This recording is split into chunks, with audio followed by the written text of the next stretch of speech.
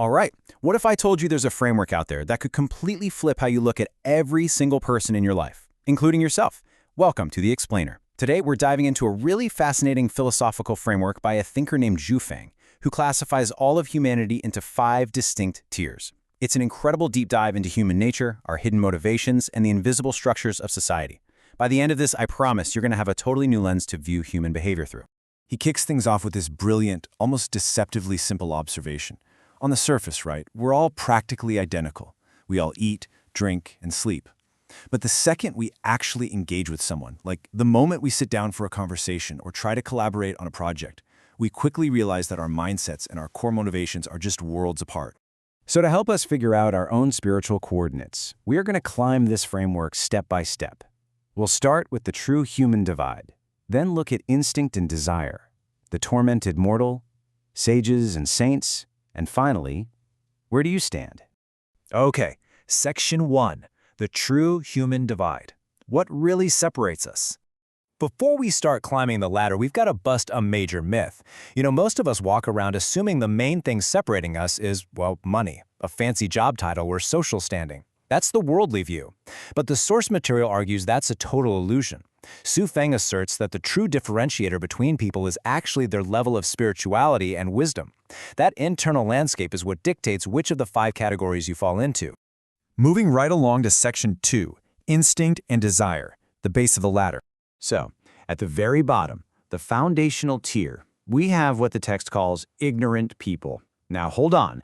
In this context, that doesn't just mean they're uneducated. It means these are individuals whose entire lives are powered by raw, unedited instinct. They aren't wrestling with complex philosophies. They're simply reacting to whatever the world throws at them in the moment. And in practice, that kind of instinct-driven life is pretty chaotic. Without a deeper sense of meaning, these individuals kind of just bounce frantically between erratic emotions. They're blindingly arrogant when things go their way, but totally bitter and pessimistic when they fail.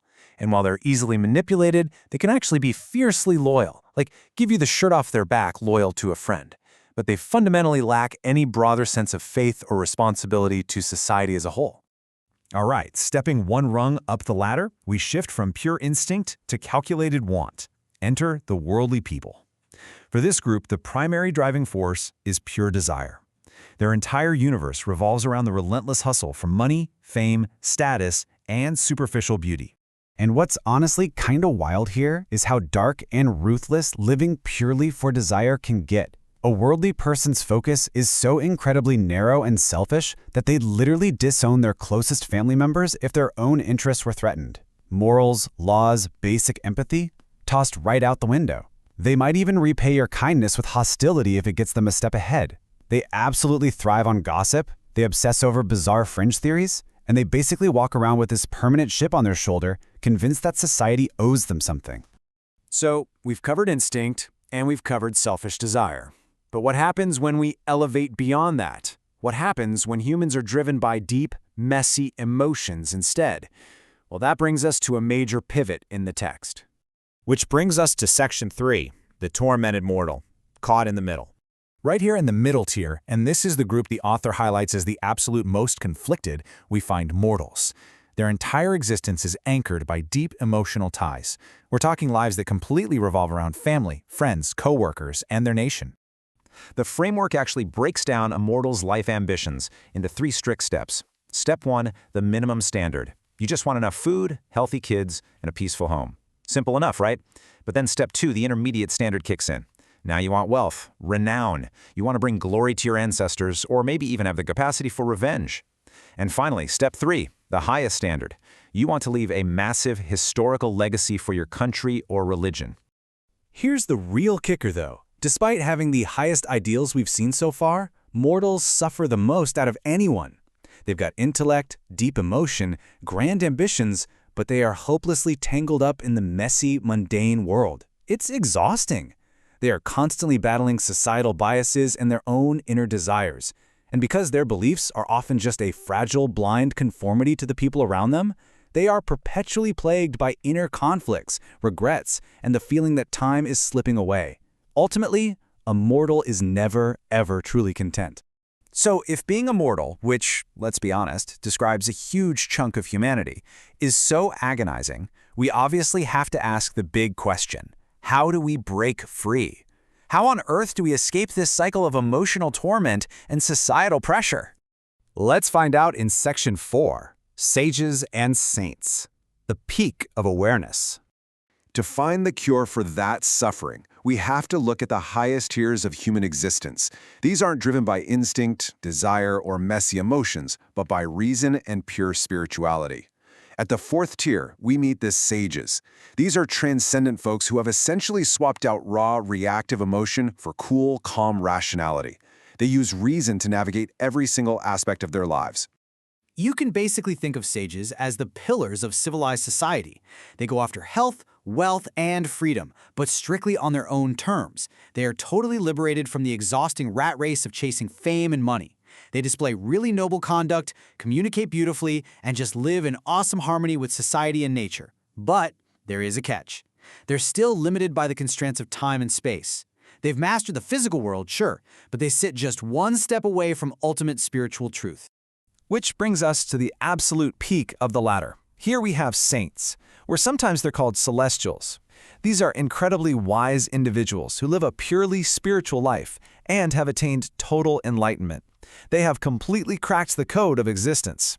Saints operate on a level that's honestly a bit mind-bending to even think about. The text claims they understand the evolutionary laws of 36-dimensional spaces. Because of that profound awareness, they are completely detached from mortal suffering and totally free from the constraints of time and space. They can manifest their thoughts into reality, basically treating life like a really fun game.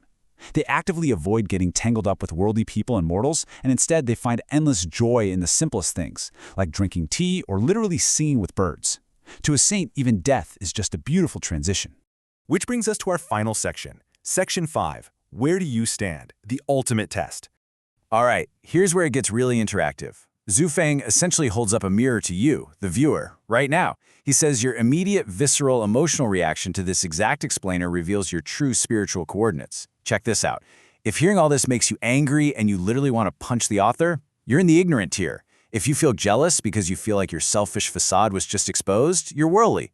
If you feel a deep sadness and envy of those higher tiers, you're a tormented mortal. If you are absolutely overjoyed like you just struck spiritual gold, you're a sage. And if you're just sitting there laughing, criticizing the author for wasting your time on all this, well, you might just be a saint.